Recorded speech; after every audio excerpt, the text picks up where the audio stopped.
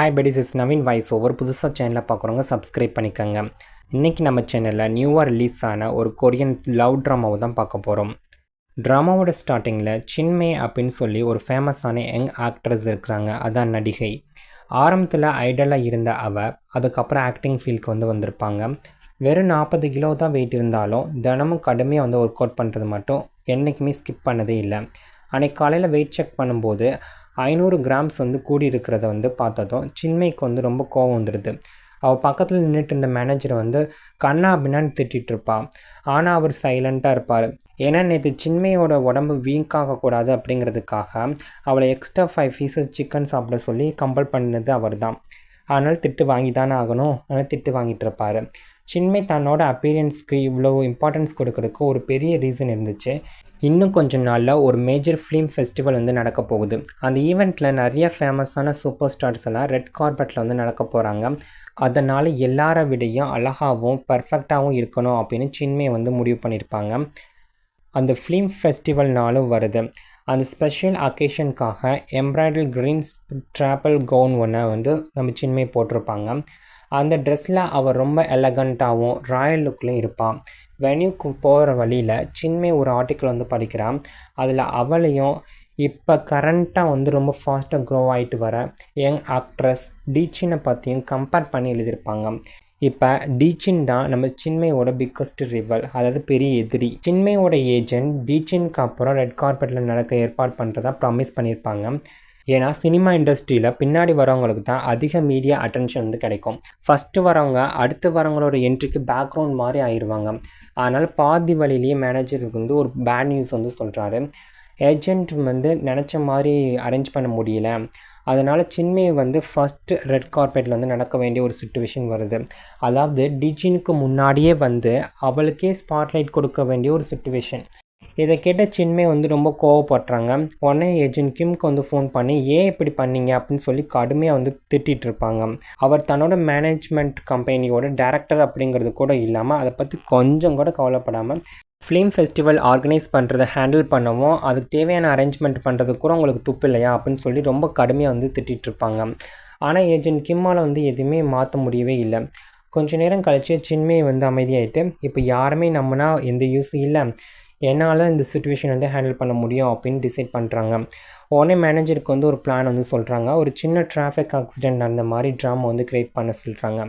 அப்படி பண்ணால் லேட்டாக வென்யூக்கு போகலாம்ல. அப்போ டிஜினுக்கு பின்னாடி தான் ரெட் கார்பெட்டில் என்ட்ரி ஆகலாம் அப்படின்னு சொல்லி இந்த பிளான் பண்ணியிருப்பாங்க. கொஞ்ச நேரத்துலேயே சின்மை ஒரு மைனர் டிராஃபிக் ஆக்சிடெண்ட் சிக்கியிருக்காங்க அப்படிங்கிற மாதிரி நியூஸ் ஸ்ப்ரெட் ஆகுது. அந்த நியூஸை பார்த்தா டிஜின் சிரிச்சுக்கிட்டே இருப்பாள். சின்மை என்ன ட்ரிக் பண்ணியிருக்கா அப்படிங்கிறத அவளை உடனே புரிஞ்சுக்கிறான். ஆனால் அதுக்கான ஆன்சர் அவகிட்ட இருந்துச்சு. ரெட் கார்பெட்டில் ஆரம்பத்தில் டிஜின் ரொம்ப கான்ஃபிடென்ட்டாக நடந்து போயிட்டுருப்பாங்க. ரிப்போர்ட்டர்ஸோட எல்லாரோட கேமராவும் அவளை மட்டுமே ஃபாலோ பண்ணிகிட்ருக்கோம். அப்படியே ஒரு 5 செகண்ட் கழித்து சின்மையோட கார் வென்யூக்கு வந்துச்சு. உடனே சின்மை கார்லேருந்து கீழே இறங்கின உடனே எல்லா கேமராவும் டிஜினை விட்டுட்டு அவள் பக்கம் திரும்பிடுச்சு. இன்றைக்கி வின்னர் நம்ம தான்ப்பா அப்படின்னு சின்மை மனசுக்குள்ளே நினச்சிட்ருப்பான். ஆனால் யாருமே எதிர்பாராத விதமாக டிஜின் திடீர்னு நடக்கிறத நிறுத்திட்டு ஒயிட் கவுன் போட்டிருந்த நம்ம டிஜினும் எம்ப்ராய்டரி க்ரீன் கவுன் போட்டிருந்த நம்ம சின்மையும் நேருக்கு நேர் மீட் பண்ணிக்கிறாங்க. அதுக்கப்புறம் டிஜின் சிரிச்சுக்கிட்டே சின்மை பக்கத்தில் போய் அவளோட கையை பிடிச்சிக்கிட்டு ரொம்ப க்ளோஸான சிஸ்டர்ஸ் மாதிரி அப்படியே ரெட் கார்பெட்டில் 2 பேர் சேர்ந்து நடந்து வந்துட்டுருப்பாங்க. அதை பார்த்து ரிப்போர்ட்டர்ஸ் எல்லாம் ரொம்ப உற்சாகமாக கண்ணியாக ஃபோட்டோ எடுத்துகிட்டு இருப்பாங்க. அதுக்கப்புறம் சென்டர் ஸ்பாட்லைட் இருக்கும்ல, அதை 2 பேருக்கு ஈக்குவலாக வைப்பாங்க. உண்மையிலே நம்ம சின்மையும் டிஜினும் 2 பேரும் ஒரே மாதிரி ஐடல் குரூப்பில் இருந்து ஆக்டிங் ஃபீல்டுக்கு வந்தவங்க. ஃபோட்டோ போஸ் கொடுக்கும்போது அவங்களோட சைலண்ட் காம்படிஷன் கண்டினியூ ஆகிட்டே இருந்துச்சு. டிஜின் வேணும்னே ஒரு ஸ்டெப் பின்னாடி நிற்பாள். அதை பார்த்த சின்மையும் உடனே ஒரு ஸ்டெப் பின்னால் நகருவா. ஒருத்தருக்கு ஒருத்தர் விட்டு கொடுக்குற மாதிரியே தெரியல. நீ ஆக்டிங் பண்ணால் நானும் ஆக்டிங் பண்ணுவேன் அப்படின்னு 2 பேரும் மனசுக்குள்ளே இருக்கும். கடைசியாக ஹால்குள்ளே போனதுக்கப்புறம் ஆர்கனைசர் 2 பேர்த்தையும் ஒரே லைனில் பக்கத்தில் உட்கார வைப்பார். வெளிலேருந்து பார்க்குற எல்லாத்துக்கும் சின்மைக்கும் டிஜினுக்கும் ரொம்ப நல்லா க்ளோஸ் ஃப்ரெண்ட்ஷிப் இருக்கிற மாதிரி தான் தெரியும். ஆனால் உண்மையிலே அது அப்படி இல்லை. டிஜின் மனசுக்குள்ளே சின்மை மேலே அளவில்லாத வெறுப்பு இருக்குது. அதுக்கு ரீசன் அவங்க 2 பேரும் ஒரே ஐடியல் குரூப்பில் இருந்த காலத்தில் அந்த குரூப்பில் ஆடியன்ஸ்க்கு ரொம்ப பிடிச்ச மெம்பர் அப்படின்னா அது சின்மை மட்டும்தான். அவளோட beautiful visuals, singing talent, dancing skills எல்லாமே ஆடியன்ஸ் இம்ப்ரெஸ் பண்ணியிருந்துச்சு. மற்ற மெம்பர்ஸ் யாருக்குமே அந்த அளவுக்கு வந்து பாப்புலாரிட்டிஸ் வந்து இல்லை. குரூப் ஓடிட்டு இருந்ததுக்கான முக்கியமான காரணமே சின்மை தான். ஆனால் ஒரு நாள் திடீர்னு சின்மை வந்து குரூப்பை விட்டுட்டு வெளில போய் ஆக்டிங் ஃபீல்டுக்கு வந்துட்டாங்க. அதுக்கப்புறம் அந்த ஐடியல் குரூப் ஃபுல்லாக அப்படி டிஸ்பேண்ட் ஆயிடுச்சு. மிச்சம் இருந்த மெம்பர்ஸ் எல்லோரும் ரொம்ப மனசு உடஞ்சி போயிட்டாங்க, ரொம்ப ஃபீல் பண்ணிகிட்ருப்பாங்க. அந்த நாளில் இருந்தே சின்மையை வந்து பழி வாங்கணும் அப்படின்னு டிஜின் வந்து டிசைட் பண்ணான். அதுக்காக அவளும் வந்து ஆக்டிங் கெரியருக்கு வந்தால் யாருமே எதிர்பார்க்காத அளவுக்கு இந்த ஃபீல்ட்லேயே அவள் பெரிய சக்ஸஸ் பண்ணான். இப்போ டிஜினுக்கு ஒரே ஒரு கோல் தான், சின்மையை வந்து எல்லாருக்கும் முன்னாடி வந்து தோக்கடிக்கணும் அப்படிங்கிறது. அந்த ஃபிலிம் ஃபெஸ்டிவலில் 2 பேரும் மோஸ்ட் ப்ராமிசிங் யங் ஆக்ட்ரஸ் அவார்டுக்கு வந்து நாமினேட் பண்ணியிருப்பாங்க. இந்த அவார்ட் கண்டிப்பாக சின்மைக்கு தான் கிடைக்கும் அப்படின்னு எல்லாம் நினச்சிட்ருப்பாங்க. ஆனால் த வின்னர் இஸ் அப்படின்னு சொல்லி அனௌன்ஸ் பண்ணுற அந்த ஒரு செகண்ட், த வின்னர் இஸ் டிஜின் அப்படின்னு சொல்லிடுவாங்க. அந்த ஒரு அனௌன்ஸ்மெண்ட் சின்மையோட மனசு ரொம்ப உடச்சிரும். வீட்டுக்கு வந்ததும் அவள் ரூம்குள்ளே போய் தனியாக உட்காந்து அழுதுட்ருப்பாள்.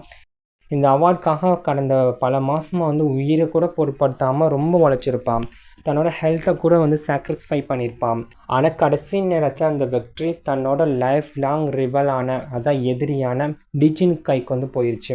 ஸோ வெளியில் இருந்த மேனேஜரும் ஏஜென்ட் கிம்மும் வந்து ஒருத்தர் பார்த்துட்டு நின்றுட்டுருப்பாங்க. நீ போய் பேசு, இல்லை நீ போ அப்படின்னு சொல்லி 2 பேரும் ஒருத்தர் தள்ளிட்டு இருப்பாங்க. சின்மையை வந்து சமாதானப்படுத்துகிற யாருக்குமே வந்து தைரியமே இல்லை. அந்த நேரத்தில் அவங்க பேசிகிட்டு இருந்ததெல்லாம் கேட்டுட்டு இருந்தேன். நம்ம சின்மை திடீர்னு அவங்க பின்னாடி வந்து நிற்கிறான். இப்போ கண்டிப்பாக நம்மளை திட்ட தான் போகிறா அப்படின்னு சொல்லி 2 பேரும் பயந்துட்டுருப்பாங்க. ஆனால் யாருமே எதிர்பார்க்காத விதமாக சின்மை கிச்சனுக்கு போய் ரொம்ப கவனமாக ஒரு பெரிய டேபிள் நிறையா நல்ல டெலிஷியஸான ஃபுட் எல்லாத்தையும் வந்து ப்ரிப்பேர் பண்ணி வச்சுருப்பாங்க. சூப்பர் ஸ்டார் அப்படிங்கிறதுனால குக்கிங் தெரியாது அப்படின்னு நினச்சி அது தப்பு. சின்மை ரொம்ப அருமையாக வந்து சமைப்பான். ஆனால் அந்த சாப்பாட்டை பார்த்ததும் மேனேஜருக்கும் ஏஜென்ட் கிம்க்கும் வந்து சிரிப்பே வரல. ஏன்னா அது சின்மையோட இன்னொரு பனிஷ்மெண்ட். டேபிளில் இருக்க எல்லா ஃபுட்டையும் ஒரு பீசஸ் கூட மிச்சம் வைக்காமல் சாப்பிடணும் அப்படின்னு சொல்லுவான். வயிறு வெடிக்க போகிற அளவுக்கு வந்து சாப்பிட வைப்பான். அதுதான் அவளோட பனிஷ்மெண்ட்டு. அவங்கள டார்ச்சர் பண்ணுறதுக்கு முன்னாடி சின்மை வந்து ஒரு சீரியஸாக கொஸ்டின் கேட்பான். என்னோட ஆக்டிங் உண்மையாகவே டிஜினை விட ரொம்ப மோசமாக இருக்கா? நீங்கள் 2 பேரும் ப்ரொஃபஷ்னல்ஸ், ஹானஸ்ட்டாக வந்து அனலைஸ் பண்ணி சொல்லுங்கள், நான் இம்ப்ரூவ் பண்ணிக்கிறேன். உண்மை சொன்னதுக்காக கோவப்படவே மாட்டேன், யாரையும் அடிக்கவும் மாட்டேன் அப்படின்னு ப்ராமிஸ் பண்ணுறான். ஆனால் ஏஜென்ட் கிம்க்கு வந்து அந்த ஸ்வீட் வேர்ட்ஸ் வந்து நம்ப முடியல. சின்மை வந்து எப்படிப்பட்டவ அப்படிங்கிறது அவருக்கு ரொம்ப நல்லாவே தெரியும்.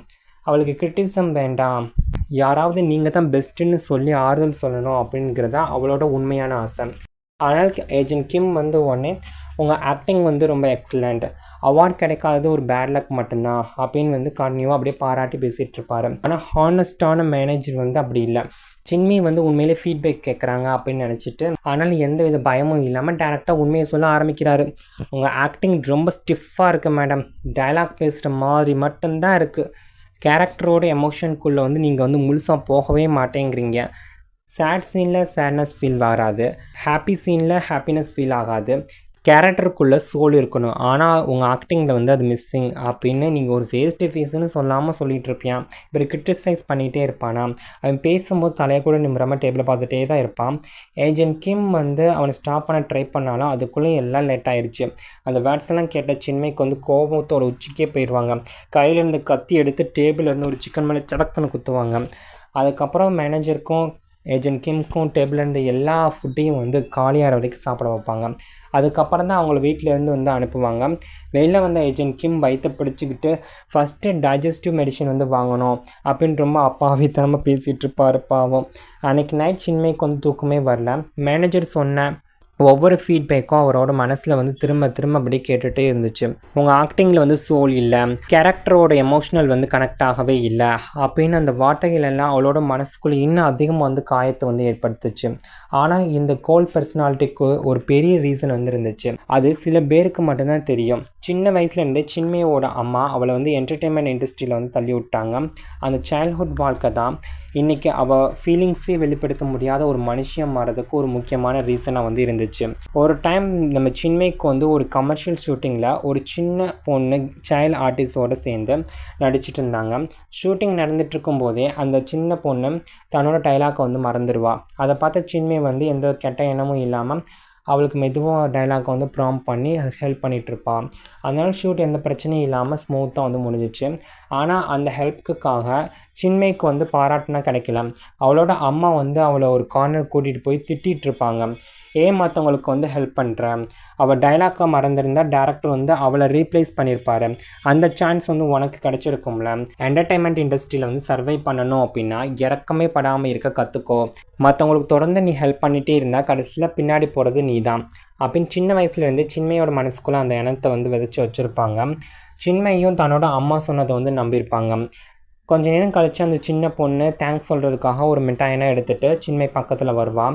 ஆனால் சின்மை வந்து எந்த எமோஷனும் காட்டாமல் அந்த மிட்டாயை வாங்கி தரையில் தூக்கி போட்டுருவாள்.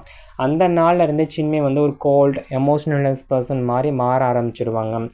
அடுத்த நாள் சின்மை மறுபடியும் டிச்சின் மேக்கப் ஸ்டுடியோவில் வந்து மீட் பண்ணுறாங்க. 2 பேரும் எப்போ மீட் பண்ணாலும் சரி நாயும் பண்ணிமா தான் ஒருத்தர் கிண்டல் பண்ணிகிட்டே இருப்பாங்க.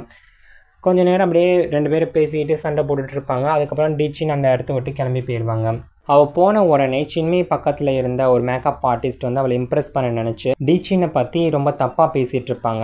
அவளுக்கு அவார்டு கிடைச்சது டேலண்ட்னால இல்லை, ப்ரொடியூசர் கூட பேக்டோர் டீல் பேசினனால தான் அப்படின்னு சொல்லிட்டு இருப்பான். ஆனால் அவள் பேச்சை வந்து ஸ்டாப் பண்ணுறதுக்கு முன்னாடி சின்மை வந்து நிறுத்துங்க அப்படின்னு டேரெக்டாக அவளை பார்த்து, எனக்கு பின்னாடி நின்று மற்றவங்கள பற்றி தப்பாக பேசுகிறவங்கள சுத்தமாக பிடிக்காது அப்படின்னு சொல்லிட்டு இருப்பாங்க. டிச்சினை இவங்க என்ன தான் வெறுத்தாலும் அவளை பற்றி பின்னால் அந்த மாதிரி காசிப் பேசுகிறது சின்மைக்கு வந்து என்றைக்குமே விருப்பப்பட்டதே இல்லை, அவங்களுக்கு பிடிக்கவும் பிடிக்காது. இந்த நேரத்தில் ஏஜென்ட் கிம் ஒரு பெரிய டென்ஷனில் இருந்தார். என்டர்டைன்மெண்ட் இண்டஸ்ட்ரியில் டாப் டைரக்டர்ஸ் யாருமே சின்மைக்கு வந்து மூவி ஆஃபர் கொடுக்கவே விருப்பப்படல. அவங்க எல்லாரும் ஒரே ஒரு காரணம் தான் சொன்னாங்க, அவங்க ஆக்டிங் ரொம்ப ஸ்டிஃபாக இருக்குது. சின்மைக்கு வந்து டாப் லெவல் ஃபேம், அப்போ popularity, resources and media explore எல்லாமே இருந்துச்சு. ஆனால் அவளோட ரிஜிட் ஆக்டிங்னால் அது எல்லாத்தையும் வந்து காப்பாற்றிக்க முடியலை. அப்போ ஏஜென்ட் கிம்மோட செக்ரட்டரி ஒரு ஐடியா சொன்னார், சின்மையை வந்து சைக்காலஜிக்கல் தெரப்பிக்கு வந்து அனுப்புங்க, மற்றவங்களோட எமோஷன்ஸ் வந்து ஃபீல் பண்ண முடியாதவங்களுக்கு சைல்ட்ஹுட் டர்மா இருக்க வாய்ப்பு இருக்குது, அந்த டர்மா ஹீல் ஆனால் ஆக்டிங்கும் இம்ப்ரூவ் ஆகலாம் அப்படின்னு சொல்லியிருப்பாங்க.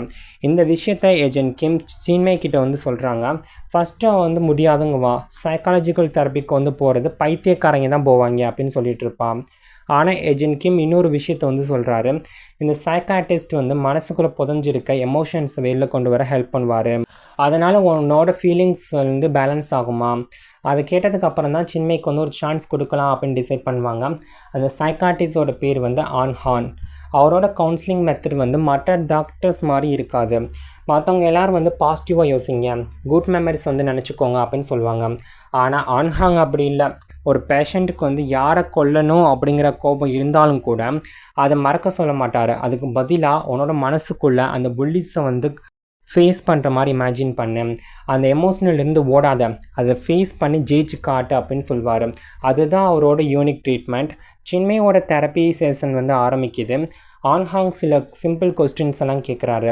அதுக்கப்புறம் சில கார்ட்ஸ் எல்லாம் சூஸ் பண்ண சொல்கிறாரு. அதுக்கப்புறம் அவர் ஒரு கன்க்ளூஷனுக்கு வந்து வராரு, நீ ரொம்ப ஸ்ட்ராங் டிஃபென்சிவ் பர்சனாலிட்டி கொண்டவன், எல்லாத்தையும் வந்து கண்ட்ரோல் பண்ணணும்னு நினைப்பேன், யாராவது ஒன்று ஹேட் பண்ணிடுவாங்க அப்படின்னு பயந்தனால தான் இந்த கோல் பர்சனாலிட்டியை வந்து உருவாக்கிக்கிட்டேன் அப்படின்னு சொல்லிட்டு இருப்பார். சின்மை வந்து எதுவுமே சொல்லவே இல்லை. ஆனால் ஆன்ஹான் வந்து இன்னொரு பெரிய விஷயத்தை வந்து கெஸ் பண்ணியிருந்திருப்பார். உன்னோட சைல்ட்ஹுட் டார்மா உன்னோட பேஷண்ட் கிட்ட தான் ரிலேட் ஆகுது அப்படின்னு சொல்லுவாங்க. சின்மை வந்து அதெல்லாம் இல்லை, என்னோடய ஃபேமிலி ரொம்ப ஹாப்பியான ஃபேமிலி, எல்லாமே நார்மலாக தான் இருந்துச்சு அப்படின்னு போய் சொல்லுவாள். ஆனால் அந்த போய் ஒரு ப்ரொஃபஷனல் சைக்காட்டிஸ்ட் கிட்ட வேலை செய்யுமா? இல்லை. ஆன்ஹான் அமைதியாக என்கிட்ட உண்மையாக பேசு அப்படின்னு சொல்லுவார். அதுக்கப்புறம் அவர் இன்னொரு விஷயத்த வந்து சொல்கிறாரு, மழை பெய்யும் போது நீ தனியாக இருக்க வந்து பயப்படுறேன், ஏன்னா சின்ன வயசில் ஒரு க்ளோஸ்டு ரூம்குள்ளே வந்து லாக் பண்ணப்பட்ட ஒரு எக்ஸ்பீரியன்ஸ் வந்து உனக்கு இருக்குது அப்படின்னு சொல்லுவார். இந்த வேர்ட்ஸை கேட்டோடனே சின்மை ஒரு செகண்ட் அப்படியே ஷாக்கில் உறைஞ்சி போயிடுவாங்க. அடுத்து என்ன நடக்க போகுது, நம்ம சின்மைக்கு வந்து இது சரியாகுமா இல்லையா அப்படிங்கிறத அடுத்த எபிசோட பார்த்து தெரிஞ்சுக்கலாம். நான் எக்ஸ்பிளைன் பண்ணி உங்களுக்கு பிடிச்சிருந்துச்சுன்னா மறக்காமல் சேனல் சப்ஸ்கிரைப் பண்ணுங்கள், லைக் பண்ணி உங்கள் ஃப்ரெண்ட்ஸ் அண்ட் ஃபேமிலி மெம்பருக்கு ஷேர் பண்ணுங்கள், மறக்காமல் கமெண்ட் செக்ஷனில் கமெண்ட் பண்ணுங்கள். தேங்க்யூ ஃபார் யுவர் வாட்சிங்.